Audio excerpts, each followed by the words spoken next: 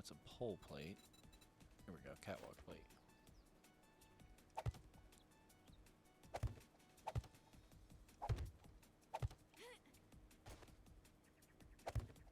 There we go. So it looks kind of silly, but at least I can kind of see around me. And yeah, at least birds aren't gonna try to mess with me, I guess. I could put. Oh shit! I don't know if I can climb up on these. Okay, cool.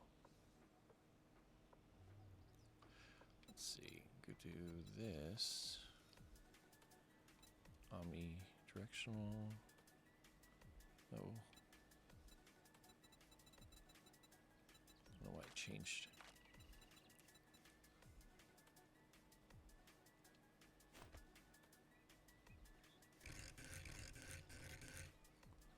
Here we go.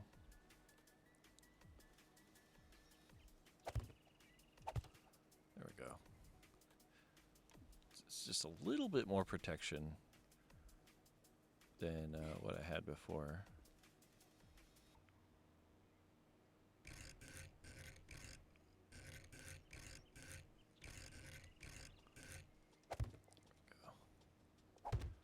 There we go.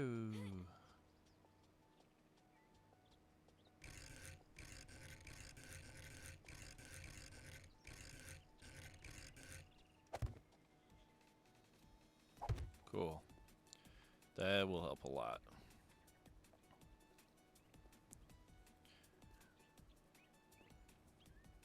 And that should force the birds, if they come towards me, into this line of fire or to fly around in front of me, so I'm not taking my eyes off of the row of enemies that will appear right there.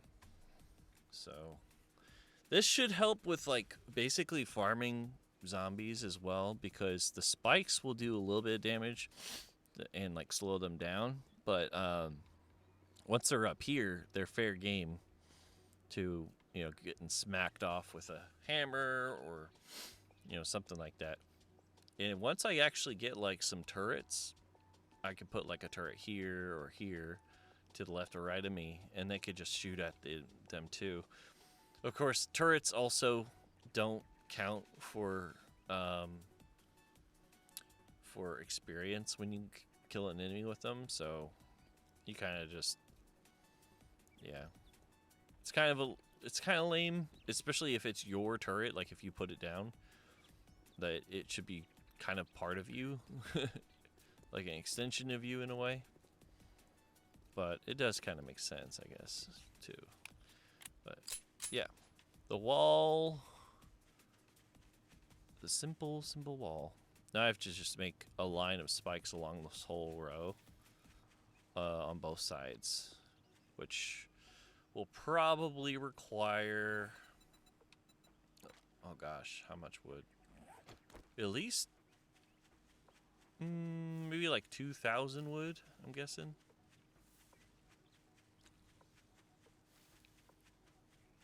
Let's see how much I can get from all these.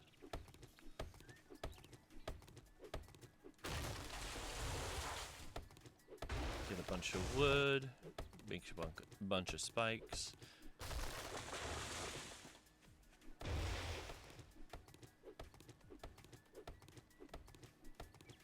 And here's the thing too, I might not put them on the ground. What I might do instead is put them just below on this line. So I have some spikes here I could show, because I don't think they'll break if I just put them right here. Yeah, gravity is not going to affect them. So the idea is I put them right here so that a bunch of zombies aren't running into them and dying like over and over from them. They're just hitting them on their way down and taking damage. I'd rather them not, first of all, do so much damage to the spikes that they break completely. At least not initially, or like, because here's the thing, like if a zombie falls off there and lands down here, right, and there's a row on the ground of spikes, they're going to walk around to get to the beginning area. They're going to hit every single spike on the way. They don't go like, oh, there's a bunch of rose spikes, step off to the side, and then continue. They'll walk through the spikes because they only know like a linear path of, where they're walking. So spikes aren't considered an obstacle to them. It's like they don't even see them really. So they'll walk along the path hitting every single spike until they die, and that will damage all the spikes as they walk through it. So you're ruining the spikes and ruining your chance of getting XP by doing that. Where's this drop? Okay, there it is over there. But it's over there. Okay.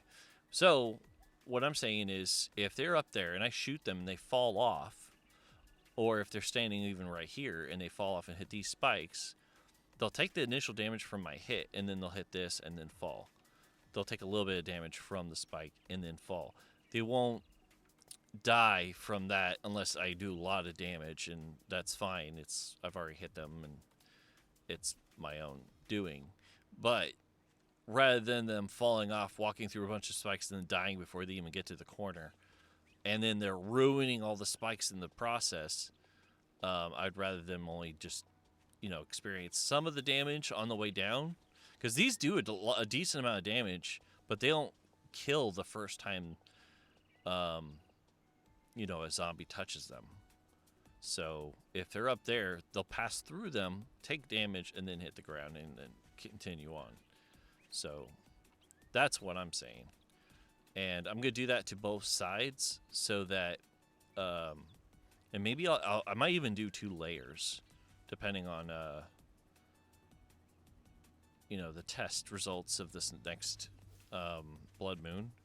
Because if I do this Blood Moon and they don't die, like, immediately falling through, then success. But if they don't take a lot of damage either from the fall and the spikes, and they still come back multiple times, then I might consider adding more rows of spikes to kind of make the process a little bit more efficient.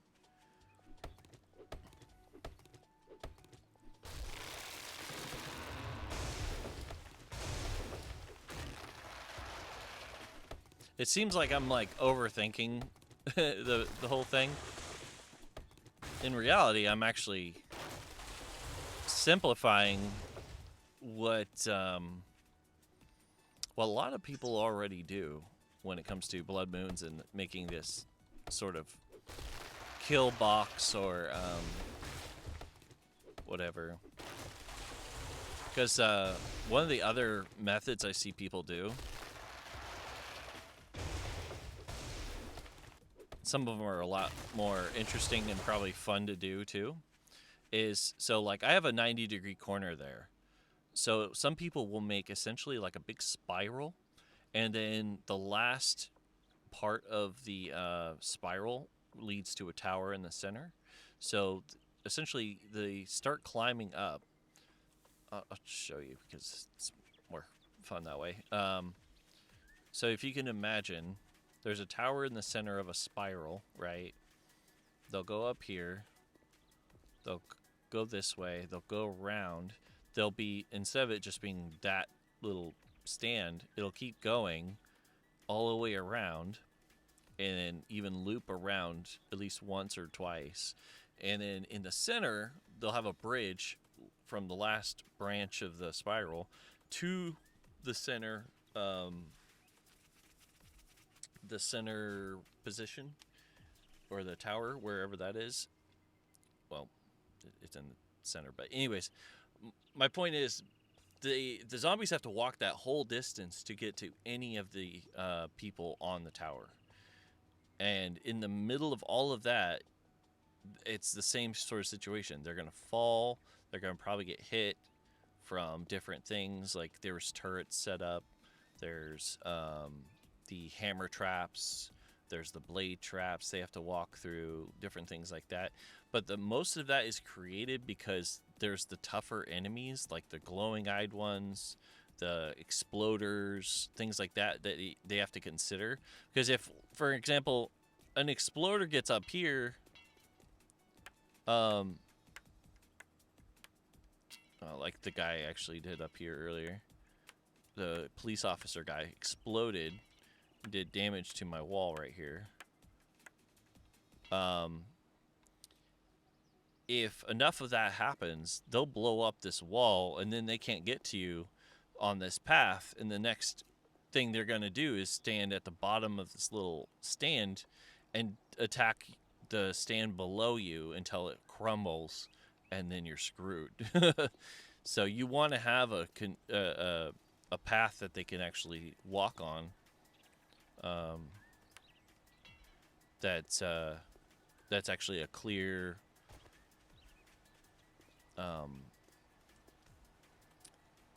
clear and direct path, or of least resistance, essentially. Dang it, I keep almost falling off, which is kind of the point, I guess.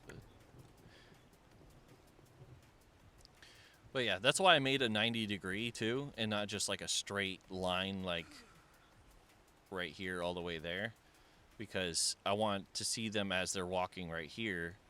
So in the beginning, I could have shot them off here to fall right here and do the same thing, and it just kind of makes them loop on their own. And that's kind of what the idea with some of the bigger, stronger guys that I'll have to do. Is kind of shoot them to keep them from getting too close, or even getting on the wall. I'd rather them die on the ground than on the wall. And in that case, I might even like put spikes actually on the ground right here. Because if someone falls off over there, they're going to walk this way. They're not going to walk against the wall and then over here. They're going to walk from there to here directly. But if they fall off from here straight down, then they'll have to walk along this wall. So...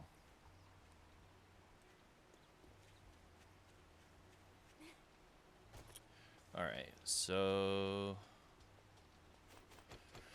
What now? I mean, that's done, except for the spikes. So, oh yeah, that's right, I was cutting wood. Almost forgot. I need a lot of wood. Oh, you know what? I'm gonna go get that drop. And grab my bike and grab that drop.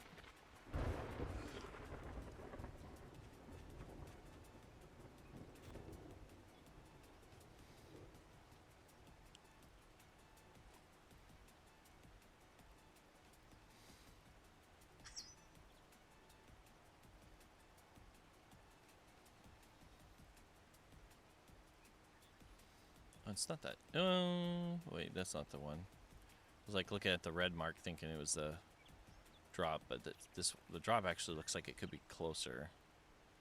Yeah, a lot closer. Oh, now I'm seeing all these freaking nests on the ground.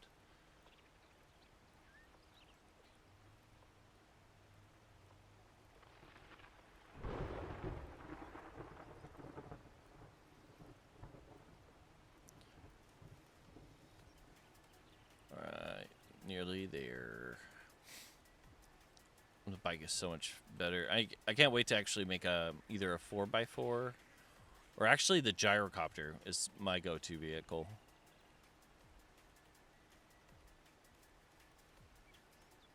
It's just some places you can't really fly it because there's more birds than others, than other spots. So the birds will mess you up if you're flying. Because they're fast. I'm pretty sure they're the fastest animal in the game. The bird enemies. And the spitters too. The ones that can spit at you can also hit you while you're flying. Okay.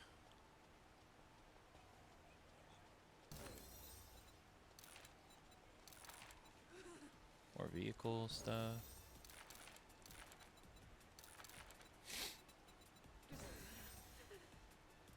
Blueberries and hops.